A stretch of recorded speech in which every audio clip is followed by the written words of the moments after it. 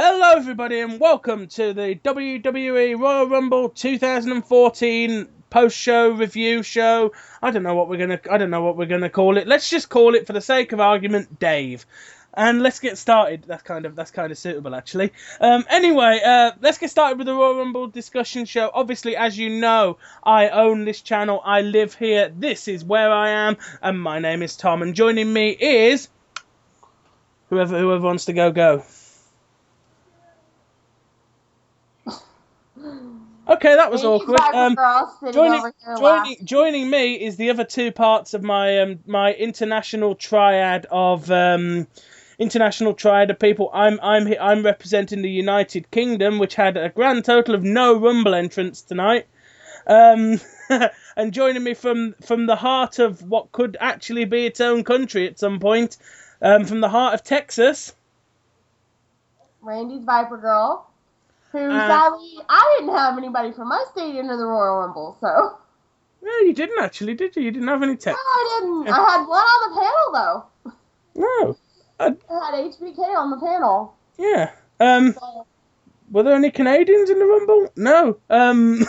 I don't think so, no. We had nobody in the Rumble, so now we can... And, by the way, I'm Taker So Girl. Yeah, and now we can just rip it to shreds. But it's good that all three of us have got together for, in my opinion, the second biggest show of the year.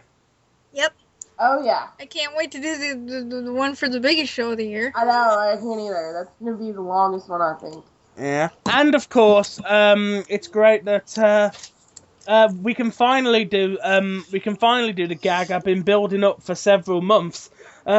We're actually, the whole 3 countries thing. Yep. Yeah. Well, yeah, we've got an American, a Canadian, and a Brit. Cool. And I think we're all allies with each other too.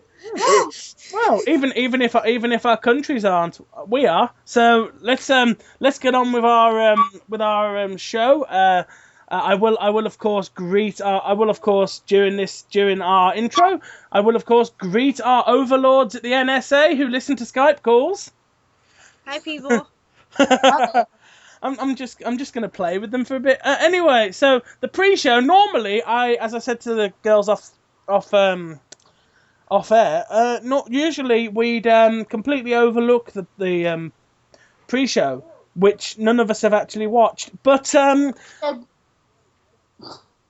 things happened and we kind of can't. So the pre-show, obviously the pre-show match, the WWE Tag Team Championships were defended and lost from Cody Rhodes and Goldust losing to the New Age Outlaws. Which sounds fishy to me if you ask anybody else. Mm-hmm. Something tells me Hunter had something to do with that, yeah. I also think... I told you that. I also think it could well be the potential Rhodes Brothers split coming. No! And someone told me back about Thanksgiving time over here that Goldust's daughter was sick. Oh dear. Right. Or something like that. And are we talking a cold, or are we talking dead? Are we talking dead by 2015? What kind of sick are we talking? He didn't really go into detail, but then again, this is not a very reliable source. Yeah. So yeah, but rumor mills are bad. The reason I said the potential split of the brothers is I actually think they're gonna do brother versus brother at Mania. That'd be cool. That doesn't happen very often. That seems to happen every couple of years. I mean, at 25, you had Hardy versus Hardy. Yeah, so I think we might get Cody versus Goldie. Kane and Taker at 14 and 20, and then Brett and Owen at 10. So yeah, we very much could have brother versus brother, and possibly the American Dream as the referee or something, because that'd be kind of good. Because they could do a whole. Is he gonna? Will he screw over one son to help the other son, sort of thing? One son to give the other the thing. Yeah. Yeah. So anyway, the Outlaws were out first in the match. Cody and Road Dogg, effectively, instead of just talking about the whole match, it ends up with Billy Gunn hitting the Fame Asset on Cody and becoming the tag champions. And actually, it was Cody's miscap. Cody didn't. What happened was, and they would still be champions if Cody would have noticed this. Cody didn't see the tag by Billy Gunn to Road Dogg. Yeah, because it showed a replay of it. So he didn't see the tag. So if he had seen the tag, the Rhodes Brothers would still be WWE Tag Team Champions. Well, possibly, because there's still a chance that the Outlaws could have beaten them. I mean, I was a big fan of the New Age Outlaws in, like, 1999, when I was 9. But... Which means I was 10. I still think... I still think they're a good... I still think, you know, friends with Triple H or not... I still think they're a good act. They're a very entertaining act. JBL made a comment last night during the pre-show that Billy Gunn hadn't aged a bit. Oh, no, I don't think Billy Gunn's aged. Billy Gunn has aged. He's aged, but he's aged, but he hasn't aged, like, majorly. He's losing his hair. But in terms of getting in the ring, though, it's like they haven't missed a step. Oh, right, no. But they don't have ring rust at all. I've heard people say that Road Dogg actually works at the NXT facility in Florida. They both work as road agents backstage and as NXT trainers. They both work backstage. That's why they're always here.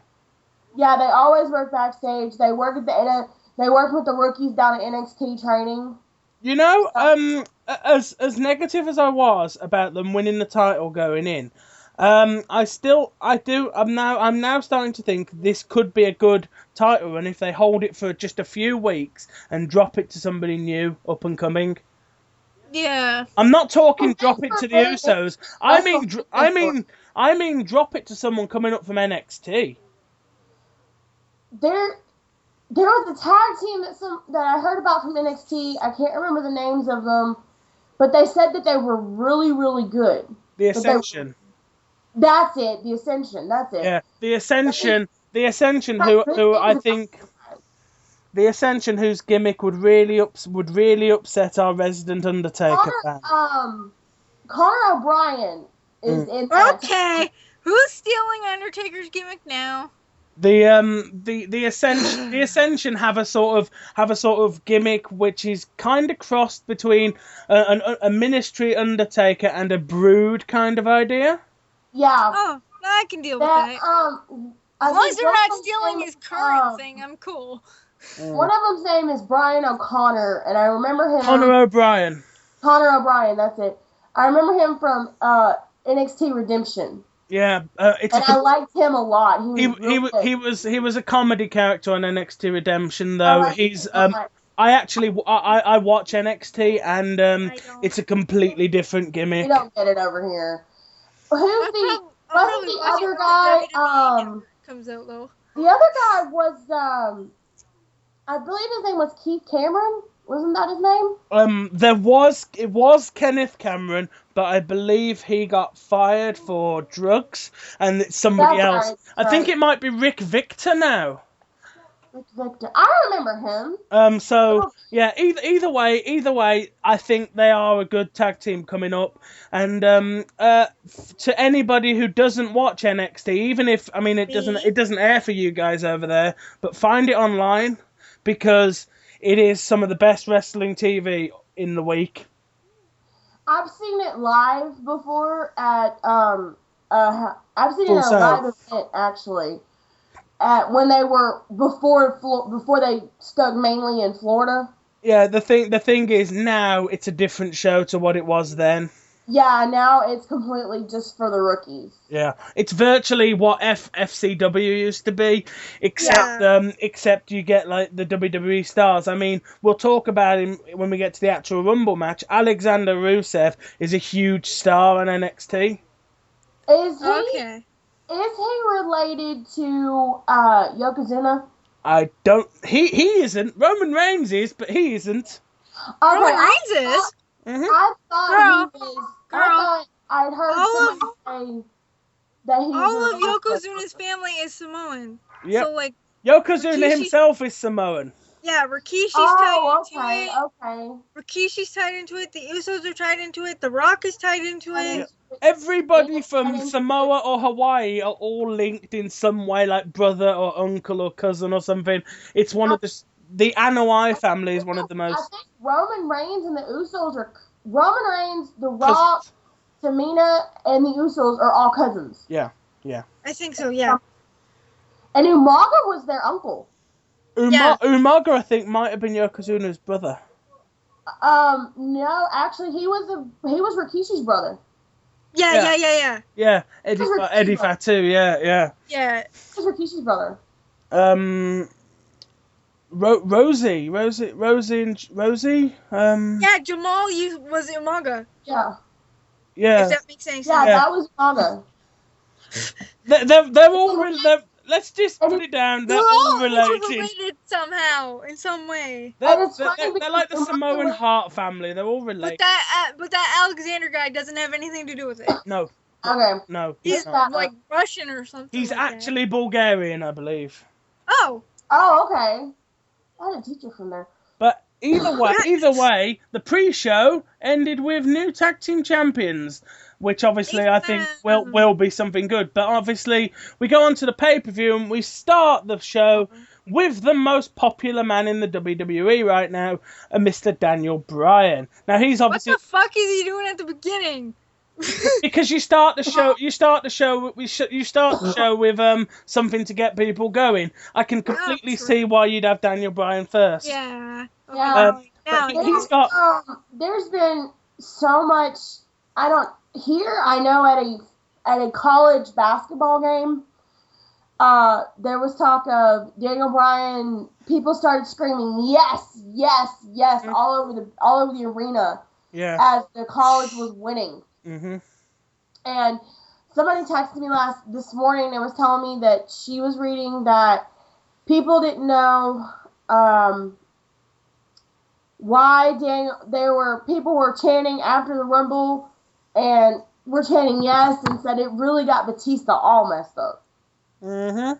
But I'll read that as we get on later into it. But Daniel Bryan has his match with Bray Wyatt. Daniel Bryan obviously first out. Then, of course, out comes the Wyatt family, who still set me at unease every time they come out. Don't they all of us? I still get a cold chill run down my spine whenever they come out. I still have to feel like I need to hide in the closet.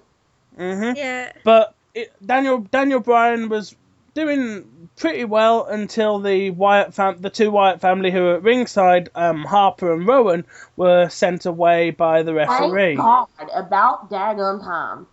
And but by sending them away, he did. He did it worse. He made it worse. But I will say this: Daniel made that son of a gun bleed. Yeah. Which if I would have been a referee, I wouldn't have. If I'd have been a referee and a doctor, I wouldn't have even gone within 50 feet of his blood. God only knows what's going on with him. Please don't go there. But Bryan dives out of the ring at Wyatt, counter with Sister Abigail on the ringside barrier. And Wyatt rolls him into the ring, hits him with the Sister Abigail, and pins Daniel Bryan. Now, immediately from the first match on the bloody card, my gambling accumulator was down because I had Daniel Bryan to win that. I did too. Me too. We all did, I think. But this is the thing about Daniel Bryan. He is one of the bravest men in the WWE. He works his behind, even though he had a concussion from 2 weeks ago. Yeah. And they weren't going to put him in the Rumble match. The Raw that he cut the promo, the Raw right before Royal Rumble. So last week. Right, last week. They cleared him to wrestle. But taking his safety into precaution and his health, they did not allow him to wrestle that night. They wanted to give him a week to rest up and a week to be able to be 100% going into the match with Wyatt. But obviously, we all had Daniel Bryan to win that one, but Bray Wyatt gets the win. But Daniel Bryan still stays over because of it. So I think you can sort of see that. I don't think we see any more of the Wyatts and Daniel Bryan against each other. I think that feud is now dead. Yay! Yeah. It all died last night. But we roll on to the next match on the card, which is in fact one of the most well, interesting. Was that really a match? Really? No, it was more like a. Was that really a match? Lesnar! Oh God! Big Show versus Brock Lesnar. That is why I do not want Lesnar to face the Undertaker at WrestleMania, and that is all I'm going to say. I hate to break it to you, but it's happening. It's gonna happen. It's gonna happen. Lesnar had his juice. That's all I'm not going to believe it will happen until I see it for myself. I'm with Robin on that one. I'm not believing it until Taker comes out, points at Lesnar, and says, I hate to say it. It could be tonight on Raw. Then I'll believe it. And then she will have a heart attack. But yeah, I do not want a repeat of WrestleMania 27. No, God, no. None of us want a repeat of WrestleMania 27. But I will have a panic attack and die. To clarify how the match starts, why we were talking about it being just a brawl. Big Show's in the ring first. Brock Lesnar comes straight down to the ring, slides into the ring, and begins to pummel the shit out of the Big Show. Yep. He had his juice. Completely beats the absolute hell out of Big Show, hits him, lays into him with a steel chair. The referee checks on Big Show. At this point, the announcers are going mental, just noting that the bell hasn't rang. The bell has not rang. The bell has not rang. That was Michael going completely. Yeah, they keep saying the bell hasn't rang to clarify why Brock Lesnar isn't being disqualified, I assume. Yeah. They do that a lot but they do that a lot to sort of get the fact that the match hasn't started. You can't call it right now. Yeah. But the referee checks on Big Show and to see if he's all right. Eventually, Big Show gets onto his feet. The referee then rings the bell at this point. And then the absolute. I've got to say, Big Show catching Lesnar with that knockout punch as Lesnar ran in was one of the coolest things I've ever seen. That knocked him in the next year. He was knocked loopy from that punch. Yeah. No, he wasn't. Yeah, he was. And it's probably because he was on his juice. What the fuck are you talking about? What were you watching? He went down. What were you watching? He was down. He wasn't knocked out, but he was down, and he was. And that really put Lesnar over as a monster. But normally, when a person is knocked out from that KO punch, they don't get back up. Yeah, but that shows you how much of a monster that Lesnar is. Lesnar was that punch has knocked out like probably 100 people, right? It knocked out Taker. It didn't knock out Lesnar, which means Lesnar is that step above. He's that much of a monster. It didn't knock out Taker. The only reason it did is because Big Show hit him in the back of the head instead of the front. But then Lesnar Show, most times when you get hit with that KO punch, you're out for a good 5 minutes. Yeah, which shows how strong Lesnar is, and that would make complete sense because Lesnar was an MMA fighter.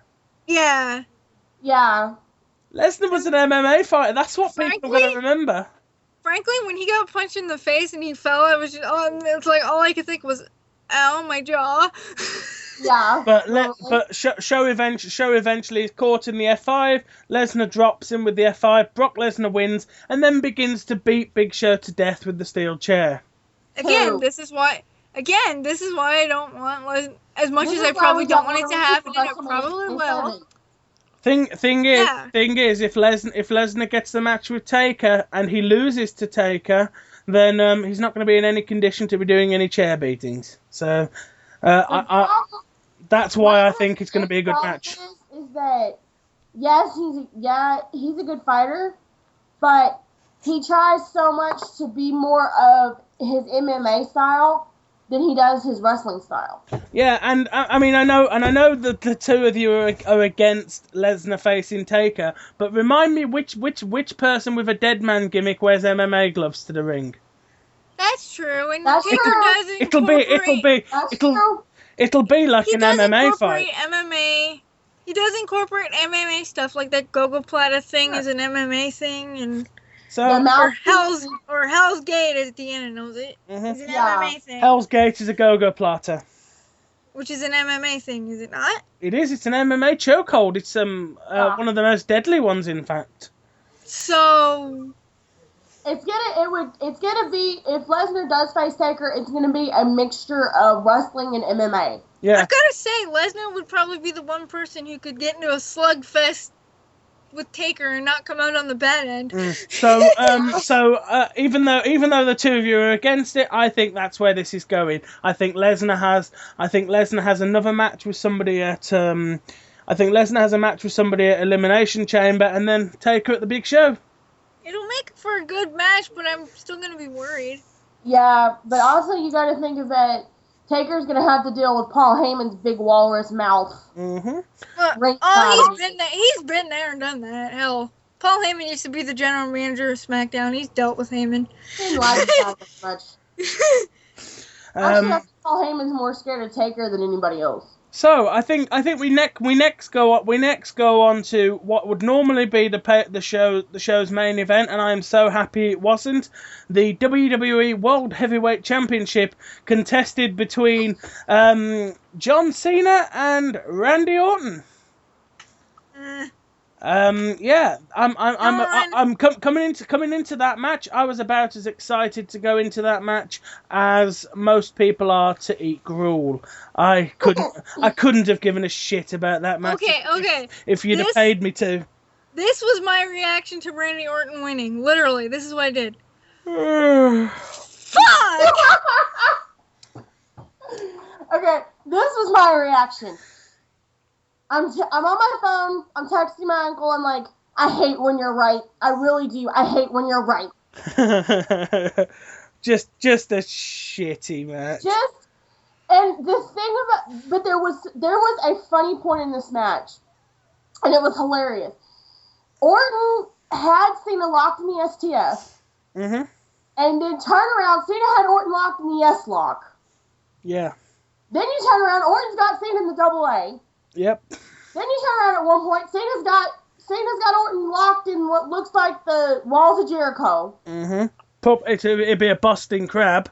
And then the next thing you know, they're having a moment, which they can, and nobody laughs at it. Yeah, they have gay moments, and nobody laughs at them. They had 3 gay moments.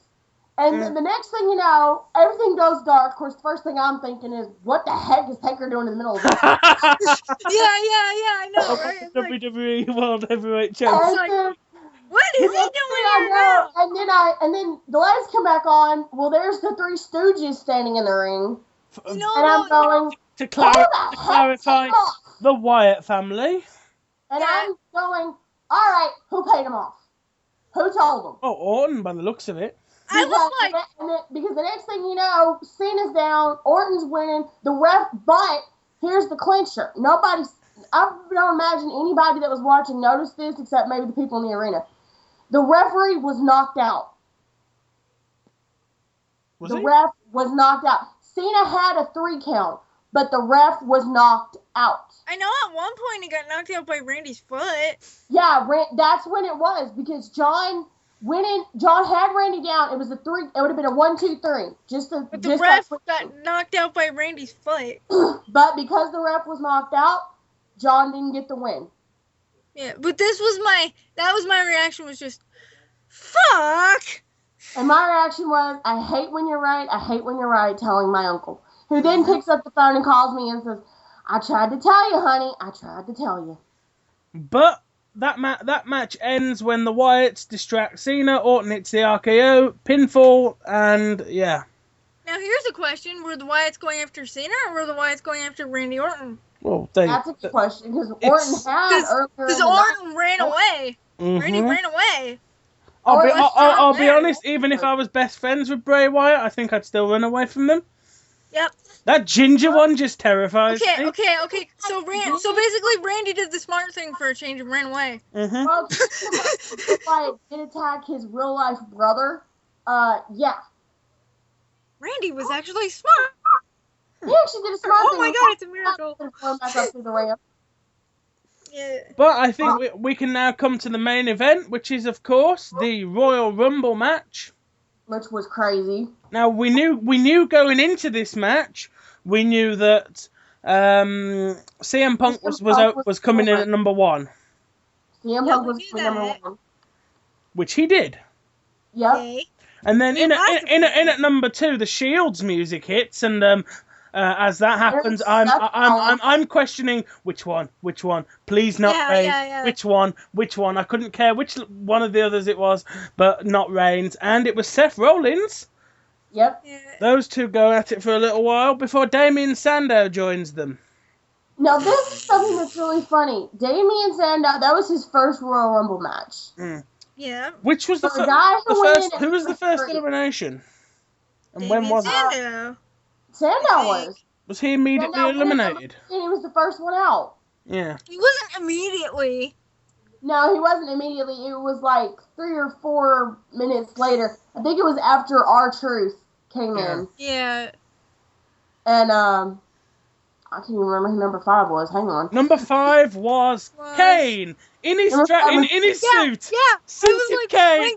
When Kane's music hit, I was like, yes. And then he came out, and I'm like, oh god, put your shirt back. You were like, yes. Hang on, he's in suit trousers. Yeah, I was just like, yes. And then in my head, I'm like, oh god, put your shirt back on, dude. I was like, it's gotta be said, Kane was jacked. Yeah. I know. Kane was really big. He Was. had like a proper 6-pack. It was almost like he's been, like, ever since he's kind of not been... This is the first time he's been in the ring in a long time. Yeah. Since he's gone corporate. So maybe this is giving him time to sort of get himself in shape. Like, build back up. What are you doing? Is he working out with Big Brother and we don't know it or something? I don't know, but you've got to say Kane's in good nick. Yeah. Yeah. Really good. And obviously, in at number 6 comes Alexander Rusev. Now, Alexander Rusev, to those of you who haven't watched NXT, probably said something along the lines of, "Who the bloody hell is that?" That's basically what my mom said. Yeah. Alexander Rusev has a gimmick on NXT where he's an unbeatable brute, and he comes out and it's an absolute beast. Battle Royal match on NXT again this year for him to get into the Royal Rumble? No, I don't think there was. I don't think there was a Battle Royal. Well, they did. I know they do a match there to get somebody. Yeah, they did it last year. That's how. They didn't do a. I don't think they did a match like that this year. They just put him in because he's dominant and he fits the Rumble. And I will say though, his attire was awful, and I don't know why he wore that attire at the Rumble because that isn't his NXT attire. That's what made me think he was. That literally looks like a pair of swim trunks that somebody bought from their local sports shop half an hour before the show. It looked like he was like a last minute type entry, like he just got for that night. Yeah, like they added him in. I get the impression we were supposed to have another legend who didn't show or something. Yeah. It could have been anybody. It could have been somebody that wasn't like supposed to be there. But to be fair, there's another entrance in the Rumble that I think might have also been a quick grab somebody from backstage sort of entrance. Yeah. And I'll talk about that one when we get to them. But next in is Jack Swagger. Before Rusev, obviously, to show off how over Rusev was, he had to be eliminated by everybody in the ring. It took 5 people. Yeah, it took 5 people, and the whole time they were doing that, people were referencing that it took 6 people to eliminate Viscera several years ago. 2007. Yeah, but Viscera, what a weird person to bring up. Because he's big, that's why. Yeah. Because he's big and it takes a lot. It takes a lot to throw him out, that's why. People. I've seen it when Big Show's been in there, it's taken about 7 or 8. Yeah. to get him out of the ring. Even when Mark Henry's been in a Royal Rumble match, it's took multiple people to get him out. But yeah, sometimes there was one where Rey Mysterio pulled the bottom rope down and Henry just kind of ran out. Yeah, he kind of because he was running.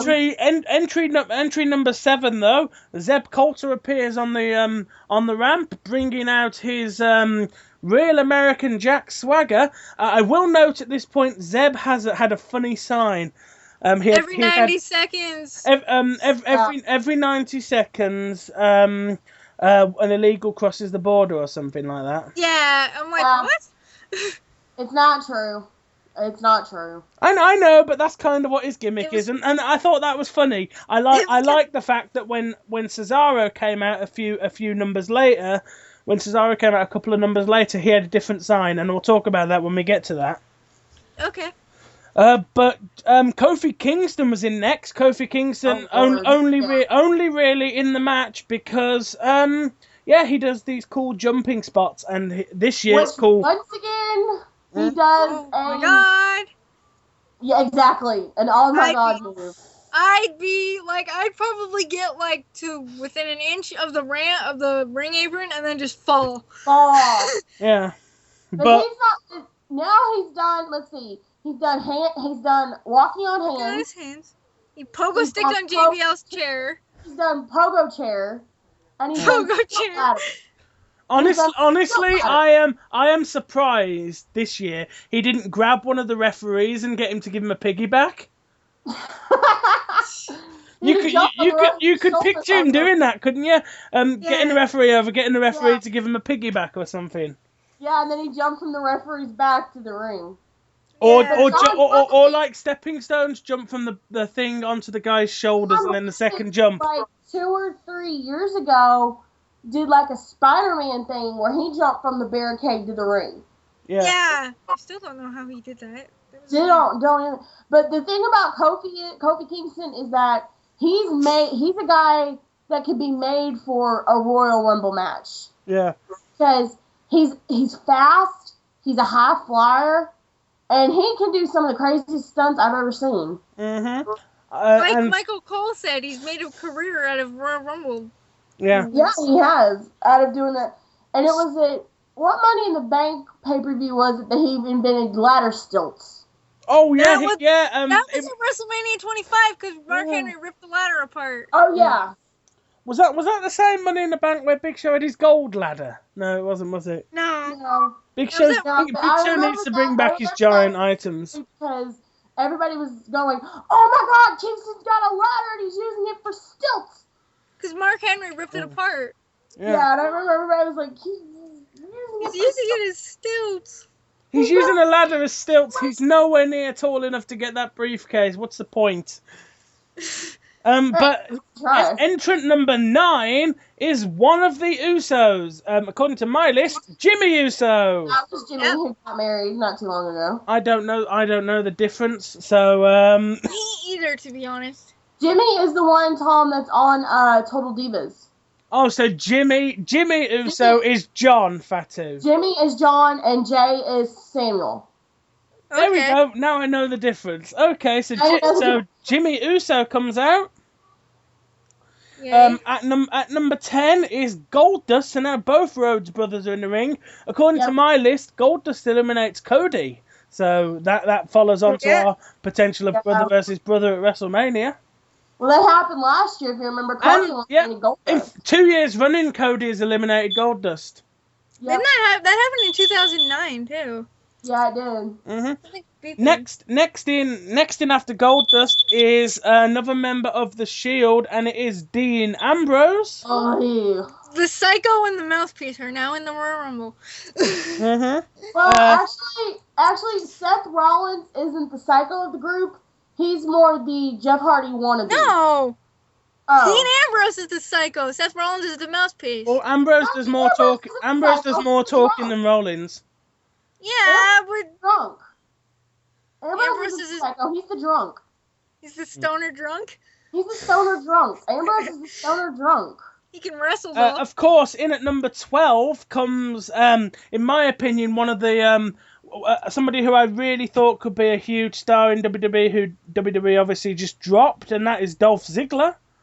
Yeah, I don't He's been understand. out. Dolph Ziggler has been out with a major concussion. Yeah, but still, WWE didn't need to drop the ball out from underneath him. They could have promoted him. He opened his big mouth and offended the brass. Yeah. He said he could. Okay, and believe me, this is the stupidest reason to give a guy heck. But if you're gonna look at somebody and say I can beat Randy Orton in a regular street fight, and the brass hears it, why don't you put that's him? all I Hate, can say. hate to say it, but Dolph probably could. Okay. If he said that, why don't you take Dolph Ziggler, put Do him it, in a yeah. street fight Book with him- Randy book Orton him in and a see street what the fight. fuck Yeah, happens? book him in a street fight with Randy Orton and don't stick a referee. We all three know who says what when the boss isn't around. When the boss is in Connecticut. Fucking Hunter. Freaking Hunter. And you know what happened, and Robin, you and I both, and Tom, you can agree with this, you and I both know what happens when you cross the big guy with the nose. I mean, literally, do I need to say anymore? My favorite thing in DOD is when Angel told Hunter that he has to look past his giant nose. Now, I kind of wish we were having this conversation one entrance on, because at number 13 comes in R-Truth. Anyway, in at number 14, because seriously, I couldn't care less about R-Truth. Question. If R-Truth was in the Royal Rumble, why wasn't Xavier Woods in the Royal That's Rumble? what I was Because there's only 30 entrants, and they wasted one. They wasted one on this next guy. Well, they didn't really wait. Okay, this was my mom when Kevin Nash comes out. Holy crap, I haven't seen him in years. Apart from 2000 and... She wasn't watching it then. 2012, wasn't it? Yeah, I was watching it, but she wasn't. She was like, I haven't seen him in years. And I'm like, okay, do you remember Big Daddy Cool Diesel? And she's like, yeah. And I'm like, well, that's him. There he is. But yeah, why was Kevin Nash in the Rumble? That's what I'm trying to figure out. If anybody, you put Jake the Snake Roberts in. Or even Warrior. You put somebody like Booker T. Well, Booker T I'd have had the same problem with. I really wanted. Yeah, what is he doing there after not being there? Somebody said I heard or I read that they're trying to put the Click in the Hall of Fame. Yeah. Nice. Shawn Michaels, Kevin Nash, and Six Pac. I'll be honest. I'd rather. I'll be honest. I'd rather they put the NWO in. Yeah. Oh Lord. NWO as a group, Hogan, Nash, and Hall. Yeah, yeah, the Click was just like a backstage thing. It was like Hunter and Shawn and Nash and Scott Hall. Your next Rumble entrant is, in my opinion, the one who should have fucking won it, Roman Reigns. Even I was rooting for Roman Reigns. I was too. I hate the Shield. I hate Roman Reigns. I can't stand Roman Reigns. But I'll say this: Roman Reigns compared to Ambrose and Rollins, Roman Reigns is the whole reason the Shield is still where as dominant as they are. Yeah. He is.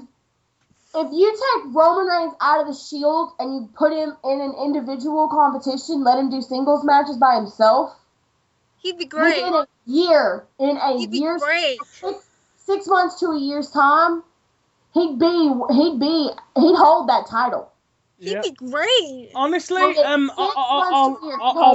put it down here, because this is I never did predictions for the show. I just never got around to doing it. But my prediction for the Royal Rumble and all the way up to WrestleMania was going to be this. It was going to be Roman Reigns being in the last 4 in the Rumble with the 2 other Shield members and CM Punk, right? Then you mentioned this to me. I was going to have the 3. In my mind, the 3 Shield members go up Punk, and Punk eliminates Rollins. That leaves Ambrose, Reigns, and Punk. Then they knock out Punk and put him out of the ring, leaving Ambrose and Reigns. Ambrose then says to Reigns, well, go on, big man, get out the ring. Go. I've won the Royal Rumble. Off you go. Right? And then Roman turns around and... No. Reigns steps over the ropes and stands on the apron, and then the camera goes in on his face, and you can see he's clearly thinking about it. Ambrose then is off celebrating, going, yeah, I've won the Royal Rumble. He walks over and sees that Reigns hasn't eliminated himself and goes, "What you doing?" and just like starts poking him in the chest. Reigns grabs him. Reigns grabs him over the top rope with like a suplex down, steps back in the ring, celebrates. And then, but it was then you were gonna have Reigns go, "I don't want the title shot, I want the death And man." then on Raw, which is tonight's Raw, I was gonna have Reigns come out, stand in the middle of the ring, and go, "I won the Royal Rumble." Thing is, I'm 27. I've got probably another 20 years of my career. I can win the title as many times as I want in those 20 years. But there's one thing that I can only have a few more times. There's one match and one thing at WrestleMania that is only going to be around for a few more years, and I want this. I want it. I want the streak. And then you would have done Reigns Taker. And then Reigns would have probably kicked the crap out of Taker. Reigns would have gone into the match, beaten Taker from left to right, right to left. Taker would have caught him in a Hell's Gate, choked him out. Reigns then would have gone out at WrestleMania looking like a gigantic star. Reigns, because at one point, Ambrose actually did try to eliminate Reigns. Yeah. With my example, Reigns would have gone up against Taker, looked fantastic, looked like a giant star, and still the streak would continue, but Reigns would look like a huge star. And then you want to know something? Want to know something? Something that I've actually heard Mark Calloway say? If it will put somebody over, he'll do it. And make somebody into a huge star, he'll let them break it. Yeah. If it won't, he won't. I hate to say it, but I kind of would be behind. I would kind of be behind Reigns beating him. Yeah, but if he thought it would put somebody over and make them into a huge star, he'd let them do it. Because I think Reigns has such a bright future. And it would does not surprise me at all because that's the way he is. And it would be because he thought they were worthy of it. Yeah. They were worthy of it. They paid their dues and they were worthy of it. But we've still got 15 people in the Rumble to talk about. So the next entrant at number 16, again, this is one that probably shouldn't have been in the match, for my opinion, because this man isn't fit enough to fucking walk, let alone enter the Royal Rumble. The Great Khali. Now, did you girls watch it? Did you watch his entrance? Seriously, that man is having trouble walking. Ever since he had that surgery, he's not as... That man can barely walk. That man can barely walk. I think ever since he had that surgery to have that tumor removed that makes you grow to his height. And ever since then, I think his bones and everything are finally starting to catch up. I'll be honest, Khali feels, to me, when we watch him in the match, he feels like the latter years of Andre the Giant, and I don't want to watch him die in the ring. No, you don't want to watch that. That's the last one. I do not want to watch the man die in the ring, but I think we might see it. Not again. I wouldn't be able to stomach it. I would break down. And Robin knows, I've never seen it. I've seen pictures, but Robin knows my reaction to when Owen Hart being dead in the ring. I literally break down into tears, and I can't stomach it. I can't. I can't watch Khali matches because he's just so uncomfortable. I cry my heart Honestly, out. look up some of Andre the Giant's later matches in the WWE. I've heard stories. The man is practically disabled from about WrestleMania 4 onwards. But thing is, Khali back in the day was. Oh yeah, Khali was good. Khali was okay back in the day, but it's just uncomfortable to watch him now. He made his debut by kicking the crap out of the Undertaker. Yeah. Yeah, I remember that. How often do you see someone kick the crap out of the Undertaker? I remember that. Next entrance in the Royal Rumble is the returning Celtic Warrior Sheamus. Yay! So, whilst I did say that we had no British representatives, I'm still going with that because he's Irish. Well, I say it because I got Irish in my blood. So we don't claim Sheamus. He's Irish. I have to claim Sheamus. But Sheamus Sheamus enters the Rumble. Kind of a shame that he'd grown back his beard because I'd seen so without it. But I'd seen pictures of him without the beard, and he looked fantastic. Yeah. I don't like the mustache and the beard. My mom was happy because Sheamus is her favorite. One of her favorites. Sheamus, actually, the first house show I ever went to, I actually met Sheamus, and he's the nicest guy you could ever meet, ever. Yeah. Sheamus is a nice guy, but I'm not sure he... Get him mad, and I will say this, and it's true for any Irishman. Get an Irishman mad, and you better be running for cover. That explains Taker's temper. Yeah. Because he's got Irish blood. And to be honest, there's also the element of piss a ginger off and they go pretty bad. So I blame all of the Undertaker's furiousness on ginger temper.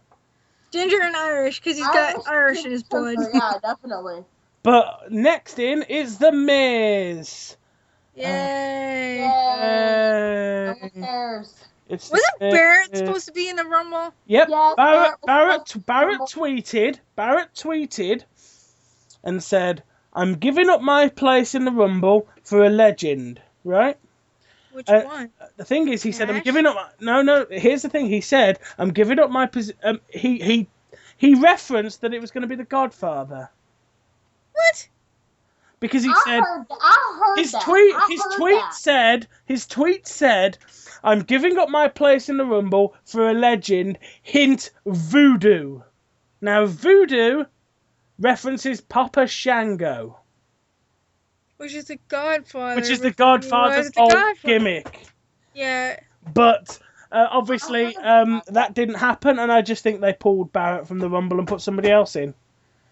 Okay, so we have The Miz now. Yeah, we have The Miz now. And then we have Fandango. And I'm still... Which was a waste of time completely. Yeah. What did I say? Something I said about... he said it should be the Royal Rumble or something. And I'm like, dude, I hope you realize... I hope you realize this is not like a big dancing contest. You're going to get your ass kicked. Is everybody ready for your comedy moment of the Royal Rumble? Because next we get the ring entrance for the Matadors. Oh yeah, and El Torito enters the Royal Rumble. Who I swear to everybody that has got to be a hornswoggle in a bull suit. No, it is not. No. It's not. El Torito is a Mexican wrestler called Mascarita Dorada. Oh, okay. I told you it wasn't Hornswoggle. He's about 2 or 3 inches shorter than Hornswoggle, and JBL pointed that out, that he's the smallest man to enter the Rumble. That's awesome. The smallest and the funniest. Yeah, I like El Torito. It's not Hornswoggle because he's smaller than Hornswoggle. Yeah, it's a cute little gimmick though. It's a cute little gimmick, but the guy's about 32. It's cute though. It's cute because he can do so much. But he doesn't need to be in the Royal Rumble. That's what Santino Marella's for. Oh yeah, but Santino sadly had to have neck surgery the other day. Did he? Yeah. Oh. He had neck surgery the other day. That's what Santino or somebody else comedy is for, you know. And if Santino had entered, he could represent Canada, because even though his gimmick is Italian, he's from Toronto. Yeah. Yay! Okay, this is another thing. Why didn't they... This is a question that I seem to ask myself every time I turn around. Why didn't they put Tyson Kidd in the match? Or Christian? Or Justin? Or somebody? I mean, to me, this Royal Rumble, for some reason, was upper card. Yeah. There was not one mid-card person in that whole match. There was. Ziggler's virtually lower card. R-Truth's barely on the map. Ziggler at one time was top card. At one time, but at the same reference, you wouldn't stick King Kong Bundy in the Royal Rumble today, would you? No, actually, you probably wouldn't. But I will say I wanted Bundy in the Royal Rumble, but that's just because he's so. That's just because he's impossible to use to beat Undertaker and defeat the Streak. Yeah, I know. You know what? My mom and I were hoping for. Well, I was hoping for it more. Save Taker to the number 30, send him out, and he cleans house. That's what he doesn't win. He doesn't win, but he cleans house. Yeah, but who eliminates Taker then? Your winner. Reigns. I'd be okay with that.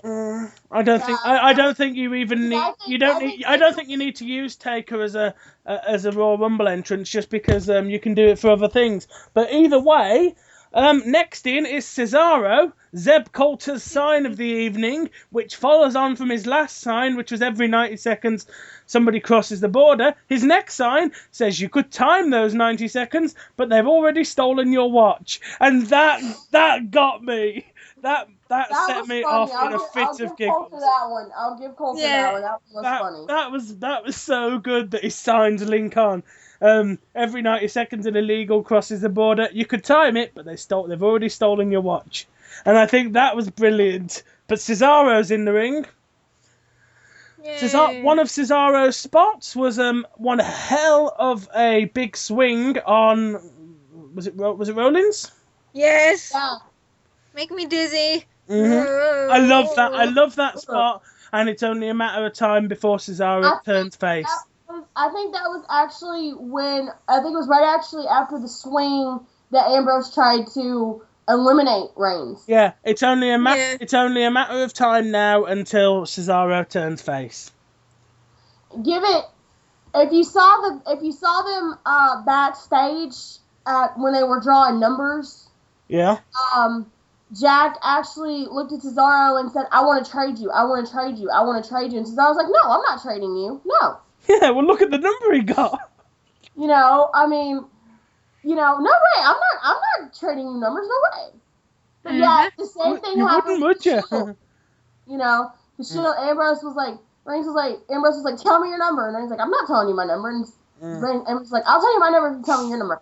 And Rollins is like, "I don't care. It doesn't matter what number we are. One of us is going to win it either way." Yeah.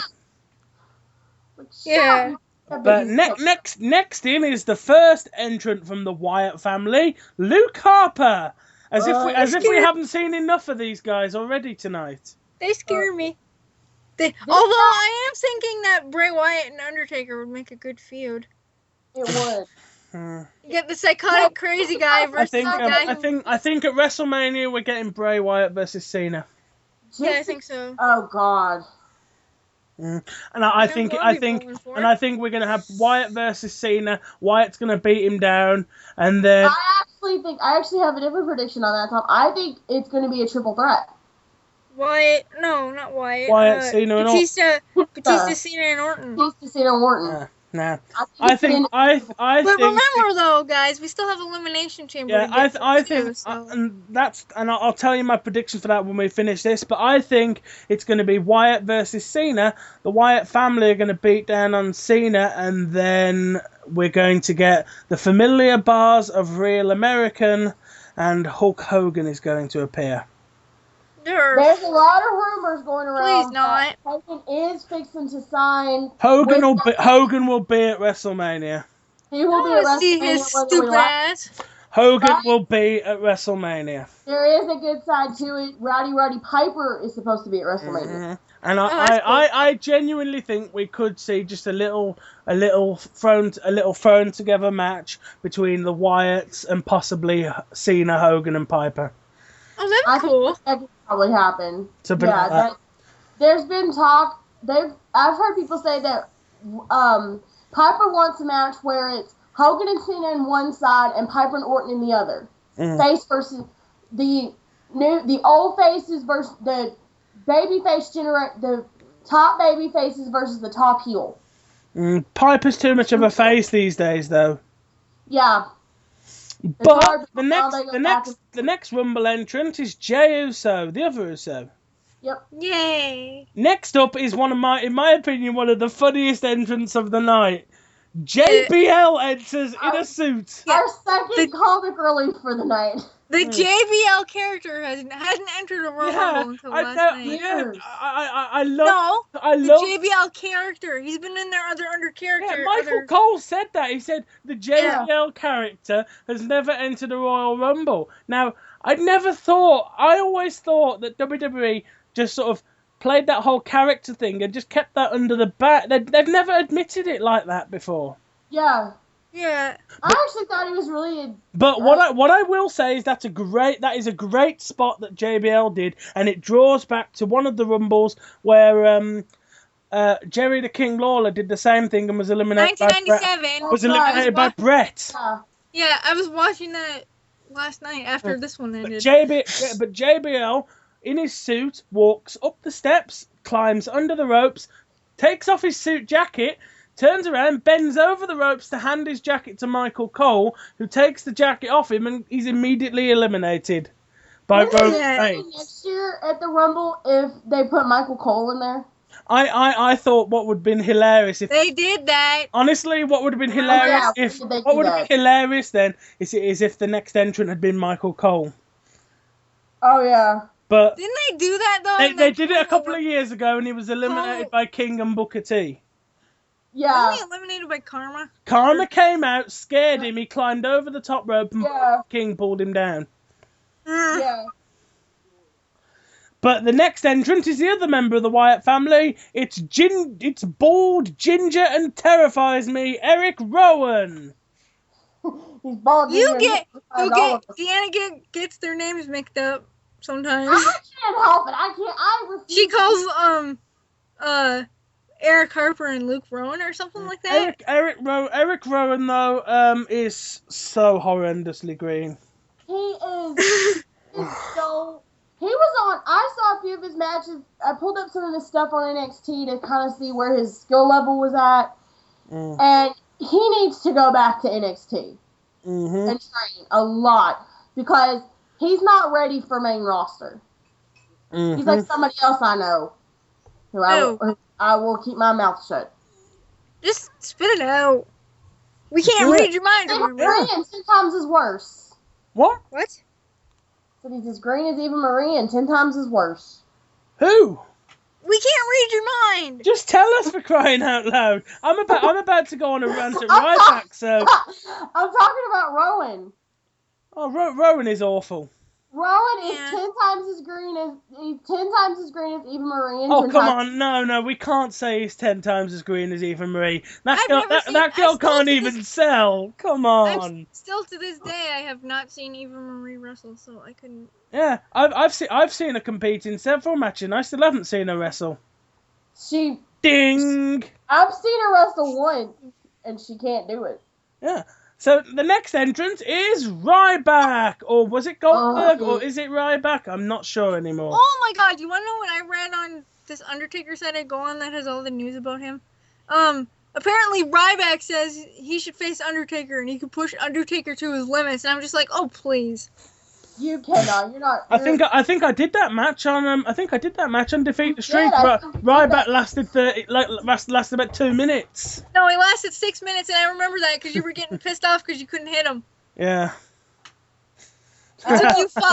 He lasted 6 minutes. Happened? He lasted 6 minutes, and it took you 5 just to make contact with Taker. Yeah, that's right. Next entrant is Alberto Del Rio, and the moment Del Rio came out, I knew who the next entrant was going to be. Yeah. But Alberto Del Rio came out, he did things for a couple of minutes, and in comes Batista. Boo! Oi! As the crowd did at the time. The crowd... Yeah.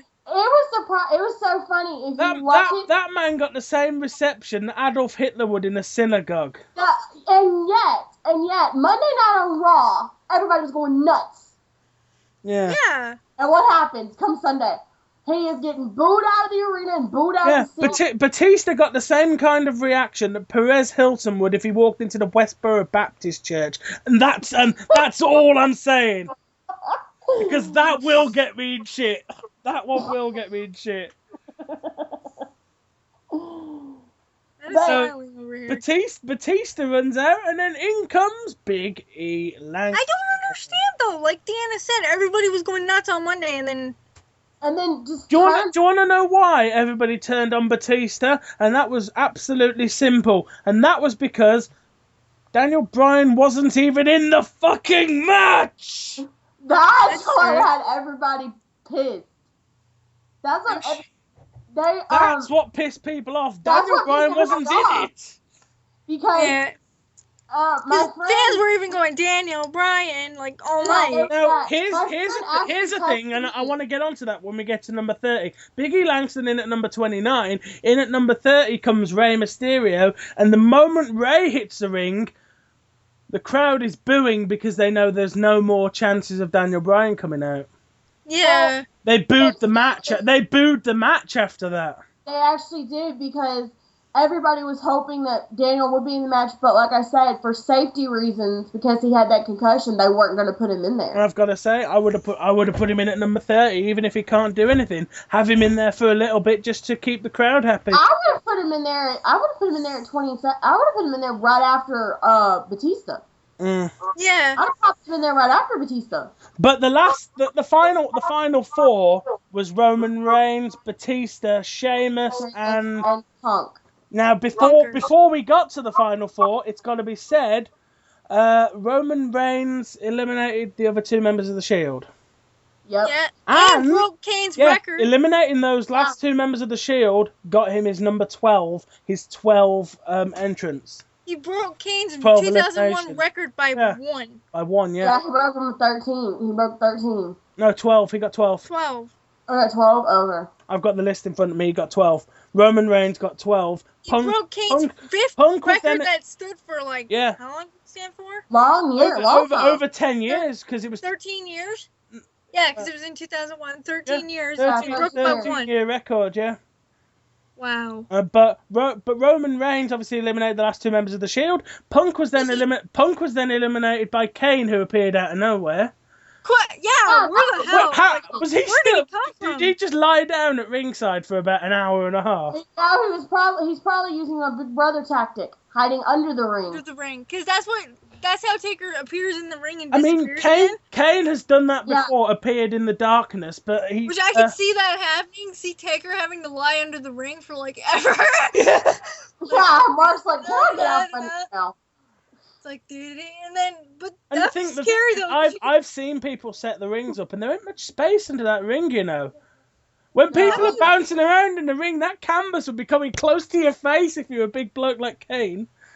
Yeah, and Taker, because that's how he does it. Because what he does is he lays under it, and then when the bell sounds and the light goes out, he crawls out and then stands in the ring and waits for the lights to come back on. Yeah, but Punk was eliminated by Kane, who came out of nowhere. Yeah, who appeared out of nowhere. Sorry, I lost my train of thought for a second. Which brings the question: could that be a sign of Big Brother coming back? Because Kane's turning more monstrous. Yeah. No, because I think Taker might be back tonight anyway. Maybe, because sometimes that happens and sometimes it doesn't. Well, that's what I was kind of like. That's what I was asking you last night, Robin. Was could that be a sign that maybe he's coming back tonight? Like I said, I think he might be back tonight to face off with Lesnar anyway. Like sometimes that happens. Sometimes, like just before Taker comes back, Kane goes all. I think Taker might actually challenge Lesnar himself as well. Well, if he does that, I'm gonna kick his butt. He could, but then go and defeat the streak. And I could see it like this: Taker comes out tonight. He's Lesnar challenged Lesnar, and the next thing you know, here comes Blabbermouth. Possibly, yeah. Who's Blabbermouth? Heyman? She's talking about Heyman. Okay, that's what I thought. And saying, my client isn't gonna do it, blah, blah, blah, blah, blah. My client doesn't work for free. I know, that's why he's signed a 2-year WWE contract. Shut up. I can just see Taker being like, shut up. Hush your mouth, boy. But you see, we come down to the last two in the match, and it's Batista and it's Roman Reigns, and the whole way through there, I'm going, "Come on, Reigns! Come on, Reigns! Come on, Reigns!" Unfortunately, it is. I gotta say, it is one hell of a one-on-one they had. It was. Yeah. It was. I would like to see, honestly, and I don't think they'll do it, but I wish they would. I'd like for them to, at Chamber, do a put up or shut up. Have Batista put his number one contender match on the line, which they have done before. Either Roman Reigns against Roman Reigns. Put up or shut up. I don't think so. Shot, I beat you, I take it, you shut up and you go to the back and you stay there where you belong. Yeah, but I don't think they do that. But with I think running things, it ain't done. They've done I hate to say it, and I don't want to see this match because even though it'll be a good match, I think Reigns is better than this. WrestleMania will be the Shield triple threat. Nerf. Or Roman Reigns and a tag team partner versus Ambrose and Rollins. There's been a lot of speculation that he is fixing to leave, that Roman Reigns is fixing to leave the Shield and break off on his own. Roman Reigns is now out of the Shield, as far as I'm concerned. He eliminated the two of them. Ambrose is going to be on Raw shitting himself. Did you see how he reacted to the snake thing? Something really fast that I've been meaning to point out in my blogs, but I haven't. Go ahead. Has anyone noticed that the way Dean Ambrose wears the belt seems very disrespectful? He hangs it from his belt. And to anyone who's ever carried that belt, doesn't that seem just a little bit? And it hangs down. Yeah, but at the end, it hangs down and it looks very awkward. At the end of the day, I believe I think we're gonna get Reigns versus the Shield at the Chamber, and I think at WrestleMania they'll find something else for him because I think at WrestleMania we're gonna get Ambrose versus Langston in the title unification. That's supposed to happen at Chamber. Is that supposed to happen in the Chamber? That's supposed to happen in which case, then, take everything I just said and swap them over. That's supposed to actually happen at Chamber because they've been talking about it for the last 2 months on Wrestling Scoop. Okay, so I think what they'll do is they'll do that at Chamber. Langston versus Ambrose. I think Reigns will cost Ambrose the match. Langston will walk away with both championships, and then we'll do Ambrose versus Reigns at WrestleMania. Well, here's my question. What are they going to call it? Easy. Easy. They either drop the US completely and make it the Intercontinental, because Intercontinental is all of the continents. Right? Intercontinental means every continent. Now, I know America loves itself, but America is a continent. I resent that. America is a continent, so they could either do that or honestly. Was that what it was originally? Was the Intercontinental World Heavyweight Championship? Yeah, but way back when. I think what honestly I think what they'll do is I think it'll just be the United Continental Championship or something like that. Well, the U.S. Championship actually came to the WWE from WCW. Yep. Didn't it? Yeah, the US title came from WCW, the Intercontinental Championship. As did the World Heavyweight. I just don't want them to ruin the Intercontinental titles. Intercontinental title's legacy by just dropping it. They did that with the WWE Women's title, merged it into this Divas title, right? So that AJ Lee can say, I'm the longest running champion. You know, if that was the women's title, you'd be 20 years off, darling. Because the Fabulous Moolah held that title for nearly 30 years.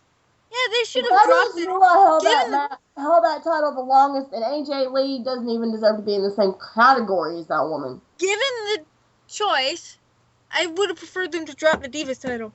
Yeah, completely. Because I mean, I'm going on Wikipedia to do exactly how many days Moolah held that title. It's something like 4,000 days or something. But like, that's why in DOD, that's why in Daughter of the Dead Man I have both of them.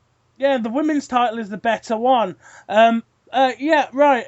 Usually that's the one that Angel goes after, and then Christy goes after the other one. I go after the Divas. I always end up going after the Divas title. Because it's pink. I'm the one trashing that pink. One. It's pink. Yeah. It's pink. Yeah. It's pink. It's pink, and it would fit the whole heart thing. The heart thing. That's why. It does. Sometimes I swear that title was made especially for Natty.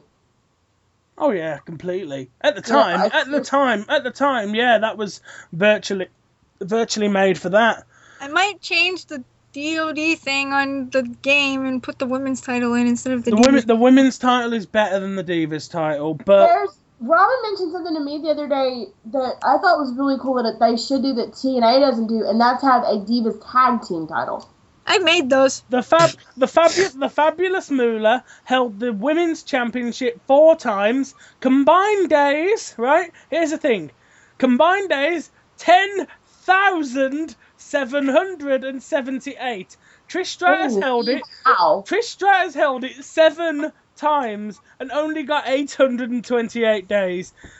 Your argument, every argument about the Divas title is invalid. 10,000 days! 10,000 days holds nothing all I over gotta what say, AJ Lee all I has. gotta say is, AJ Lee, my friend, you have a long way to go. Mm-hmm. AJ Lee, you are so not the Divas champion anymore. She's, Put it that way. well, I think she'll lose the title to somebody from Total Divas before long. There's a lot of speculation that Tamina will turn on her. There's a lot of speculation that Tamina's fixing to turn. I'm waiting for it. But I wanted the one person that I really want her to drop that title to, because she didn't really get a fair run with it, and that's Natty. Yeah. She never got a run. I just crunched the numbers. Approximately, Fabulous Moolah held the women's championship for 29.5 years. Wow. 29 years! She held the title for longer than AJ Lee's been alive. Amen to that. Wow, she's held the title for longer than I've been alive. She's held the title longer than I've been alive. Longer than me, for sure. I'm only 23. I'm a baby compared to that title reign. I'm 25, so... I'm 24.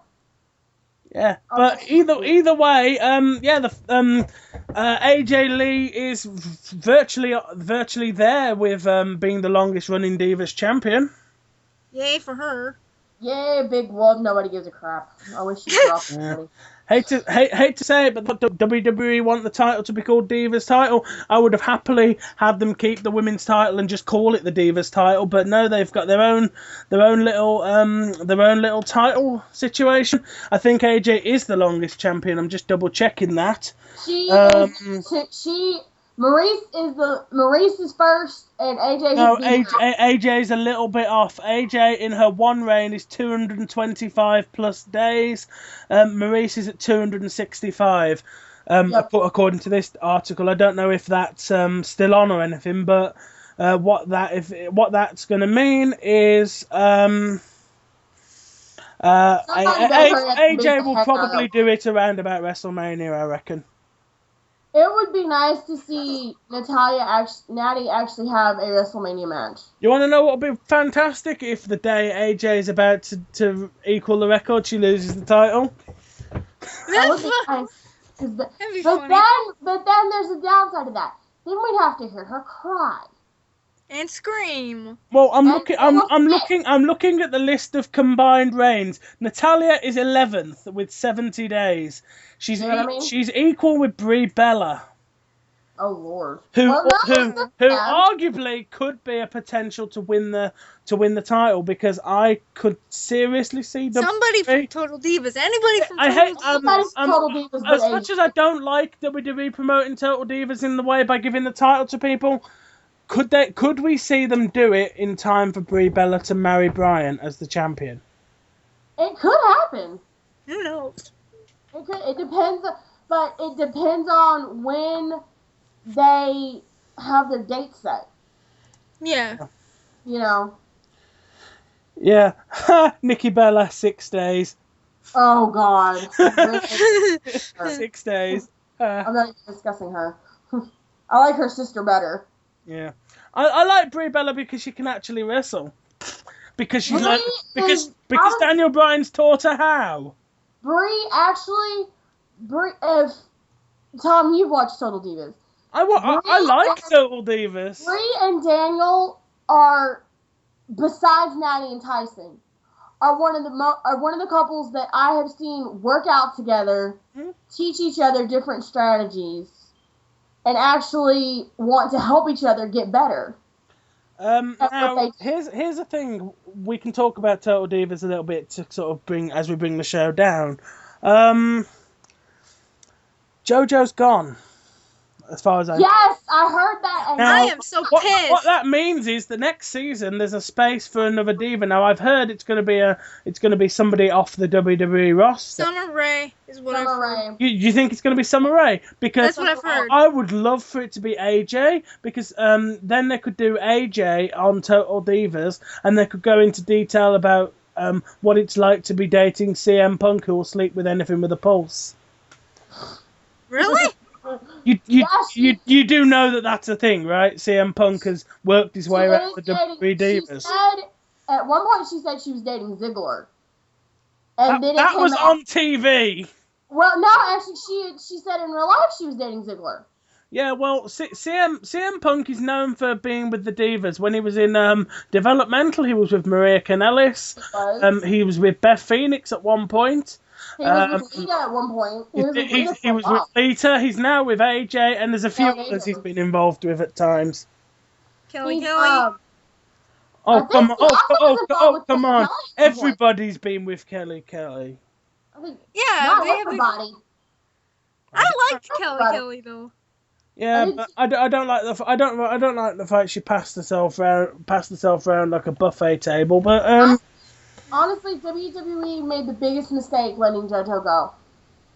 They never gave her a chance. Yeah. Blame Hunter. Hunter's the one that does the divas, and only wants his divas that look good. He had so much potential and talent. Yep. And yet you've got that redheaded ditz.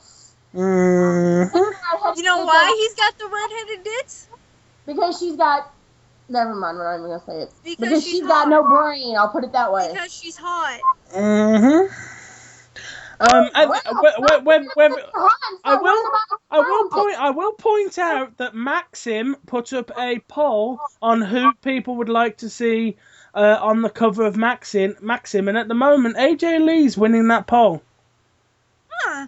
So that's because a lot of people are sick and tired of everybody that watched Total Divas kind of got a little bit upset with Eva Marie because she was shoving it in the other divas' faces that she got to express.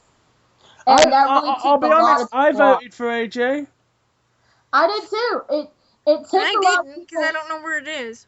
It ticked a lot of people off because, people like Kelly and Layla and all these other divas that were actually worked and actually were making something of themselves in the company. I think before we go off on one completely, I think we need to sum up the pay-per-view. So overall, good paper. So overall, would you two say thumbs up, thumbs down, or thumbs in the middle? Middle. I'd say middle. I'm saying upper middle. Obviously, it would, if Roman Reigns had won, it would be clearly thumbs up. But I'm sort of like thumbs at about diagonal, pointing towards the middle like a triangle. Yeah. Yeah. Okay, Tom. I have to read this text that a friend of mine sent me, and she said, Batista flipped off a fan doing the Daniel Yes chant after Rumble. Yeah. A fan pulled Batista off, and Batista got into it, and Batista said he would rip him in half. Yeah, Batista. I'm on the news myself, and Batista did some pretty aggressive stuff. I will actually point out, Mick Foley was not happy with the end of that show. No, he wasn't. No, he was not. Mick Foley tweeted during the Royal Rumble, yep, I said if Daniel Bryan didn't win the Royal Rumble, I'd throw a brick through my TV. The bar for match of the year has just been set mighty high by Daniel Bryan. Serious heat in the Foley house over Dad's decision to throw a brick through the TV. That's from That's from. And then there's this whole Facebook rant that he went on, and that was his son. Yeah, that was his son. I'm finding that. I am finding that because I'm gonna read that word for word. But what do you two think about the idea of what do you guys think about do you think Mick Foley's all right for saying that sort of stuff, or what? What do we think? Mick is a legend. Honestly, I don't really know what his history is with Batista, but Mick has always had a way of sort of going with what the fans want. Yeah. So I think he's in perfectly reasonable state. I was just reading the rest of this that she said, this was all happening on the big screen, so everyone was seeing it. But when Batista reached the top of the ramp, he did Daniel's yes chant with his middle finger slipping off the whole crowd, who was now booing him. They also said more fans were cheering for Roman Reigns towards the end to win, even though he's a heel and Batista's supposed to be a face. Right, I've got to read this because I'm reading this. This is a direct quote. I've got it from WrestlingInc.com. This is a direct quote from Mick Foley's son, Dewey. I don't know how old he is, but I think he's the oldest. He's Mick's eldest son, right? He said, and I quote, "Sorry, people who know much about wrestling, but this company right now is in some serious shit. This is really bad for their company because one or two individuals truly believe that their opinions reign much higher over the millions and millions of people who watch their show religiously on a weekly basis. It's such a horrible feeling, obviously, because it hits close to home. You have these guys who work their asses off 320 plus days a year, who barely see their loved ones, and they get completely disrespected and disregarded because Triple fucking H thinks they're too small or not star material." And there's another line as well. He said, "My dad made your ass," and that is, and this is me talking here. That's true. WrestleMania and No Way Out in 2000. I'll talk about that in a minute. And people told my dad all his life that he would amount to nothing. So Triple H should know from experience that the people that work their asses off and that are told they are worthless are the ones that make the company the best it can be. Without my dad, Triple H is just a mid-carder. My dad went out there to make sure he turned Triple H into an intimidating, scary, cerebral assassin, son of a bitch that he has become. So it's about time that people who deserve to be the best are given the opportunity to show it. WWE is a fucking dictatorship, and it's truly a shame. That is, that comes from Mick Foley's eldest son. And I've got to say it. I've got a quote from Daniel that tweeted that said, "The WWE cannot ignore the yes movement anymore. I am calling it forever." Yeah. And I think it's got to be said, Foley's son is completely spot on with that. Yep. Maybe that's why Taker and Triple H don't get along anymore. And also, apparently Mick said something about Batista has had only one appearance in that time. It's not that Batista never headlined a WrestleMania before. He couldn't bring forth it on his shoulders, but he hasn't proven in the last couple of years that he's interested in the long haul to bring forth. Why is it to the biggest WrestleMania to date to headline? I think WWE is going to have. We're going to find that Facebook rant. Yeah, here's the thing. I love Mick Foley. He was my hero growing up. I've met the man, and there's pictures of me meeting him online. And I mean, I've shook that man's hand, and I think it's a shame that we're not going to see him in WWE this year, because after his son posts that kind of rant, and Mick himself has a go, Triple H ain't letting him anywhere near the fucking company again. But this is the thing, though. It shouldn't be up to Hunter. It shouldn't. But it is. It should be up to Vince. Here we go. I found it. What you got? Okay. This is what he said. As I mentioned on Twitter, I've never felt so disgusted at the conclusion of a WWE or any pay-per-view. Like many of you out there, I just don't get it. This Daniel Bryan thing is a phenomenon. You get it, I get it. The fans in Pittsburgh, yes, I was thinking of writing but I'm just not in the cheap pop mood. Got it. But tonight, for the first time, I have to admit to myself that powers that be are just not going to get it, and that makes me sad. I'm just honestly sad, just flat out fucking sad. Yes, I dropped an F-bomb there to emphasize how fucking sad I am for the guys who bust their butts night in and night out, Ziggler, Punk, Bryan, etc., with no hope of getting their shot at this year's Mania. You know who else I'm sad for? Me. In my 2 years as an official WWE ambassador, I never once had to lie about my enthusiasm for the company or the product. Now, although I am no longer officially an ambassador for WWE, I was looking forward to being part of the biggest event of the year. I'll probably end up going anyway, but I'm about as one-sixth as excited about it as I was just a few hours ago. I wanted so badly to hear 75,000 WWE fans chanting yes, and seeing fans walk away absolutely ecstatic about the outcome of a pay-per-view for the first time in a long while. But when given the chance to make it happen, unless they've got something major up their sleeves, WWE's answer tonight was a resounding no, no, no. That's what he said. Yeah, that obviously comes from Mick Foley. Now I think just for the sake of completely being even, Batista tweeted, 2014 WWE Royal Rumble winner.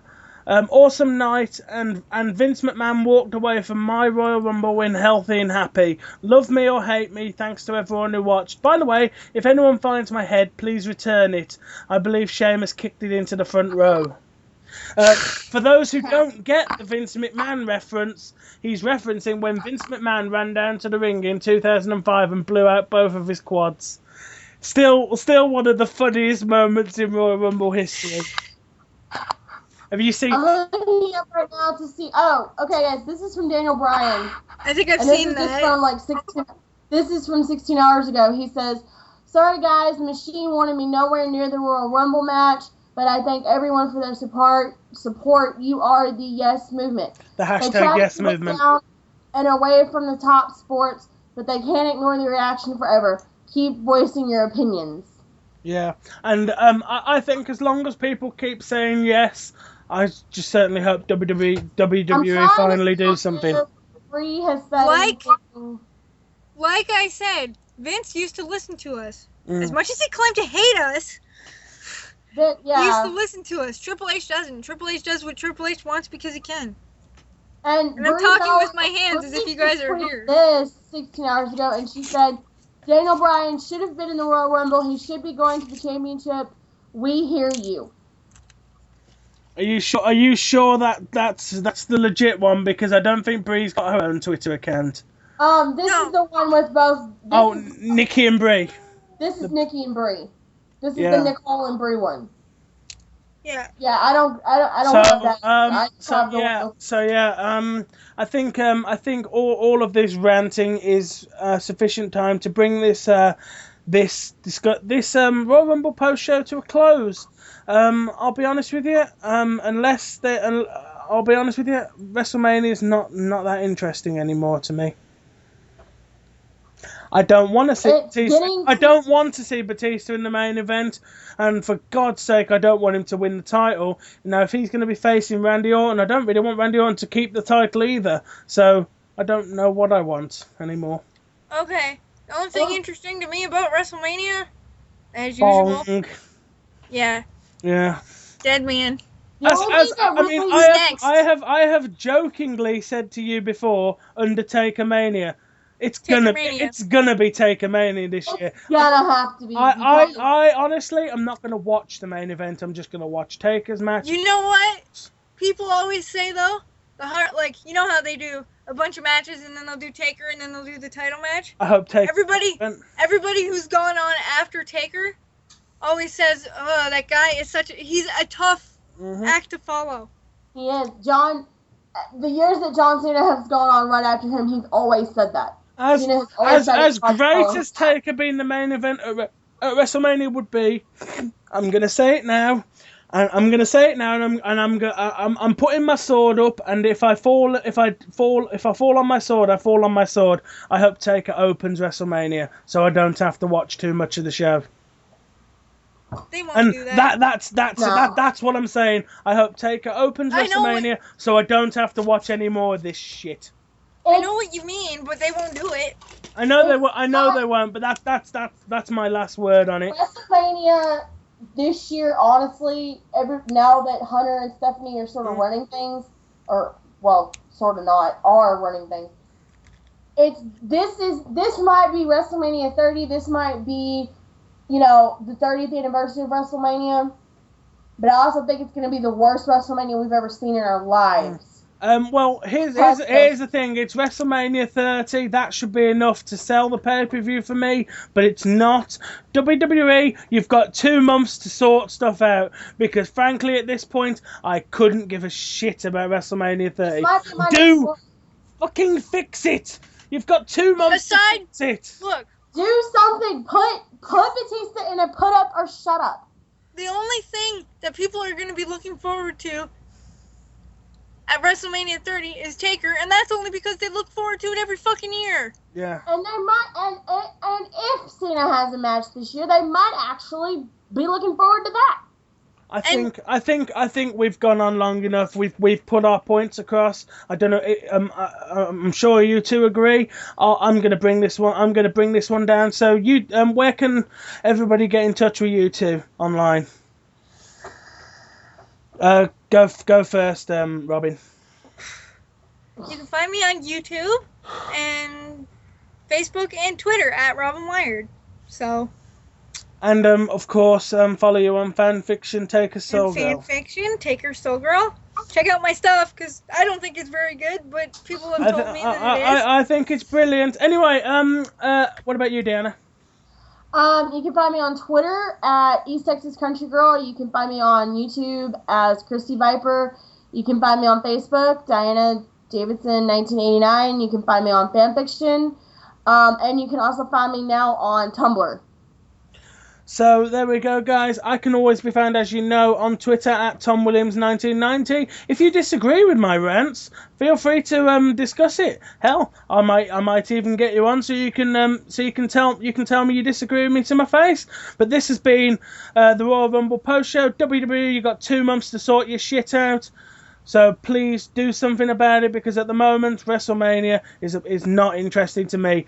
WWE, you've dropped the ball. You've got stuff to sort out, and I'm sure I speak for everybody else on the show when I say I might even skip WrestleMania. And you've got 2 months. Sort it out, WWE. This has been the Royal Rumble post show, and we bid you farewell. Goodbye, everybody. Bye. Bye.